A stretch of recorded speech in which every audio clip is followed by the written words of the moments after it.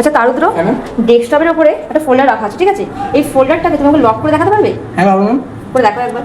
এই ডেস্কটপের উপর গিয়ে রাইট ক্লিক করতে হবে, রাইট ক্লিক করে প্রপার্টিক্স অপশানে যেতে হবে, প্রপার্টিক্স অপশানে গিয়ে সিকিউরিটি অপশানে যেতে হবে, ওখানে গিয়ে একটা অ্যাডমিনিস্ট্রেটর অপশান আসবে, ওখানে ক্লিক করতে হবে, তারপর এডিটে যেতে হবে, এডিট অপশানে ক্লিক করলে আরেকবার অ্যাডমিনিস্ট্রেটর অপশান আসবে, ওটা ক্লিক করতে হবে, ক্লিক করে এখানে ডিনেতে একবার রাইট করে দিতে হবে সবকটাকে, তারপরে অ্যাপ্লাই করে ওকে করলে, ইয়েস করলে, আবার ওকে করলে এটা লক হয়ে যাবে, ম্যাডাম আর খুলবে না। ওপেন করে দেখো, খুলছে না, লক হয়ে যাচ্ছে তাই তো? হ্যাঁ। আচ্ছা লক তো হয়ে গেল, তুমি এটা আমাকে আবার আনলক করে দেখাতে পারবে? হ্যাঁ পারবো। করে দেখো একবার।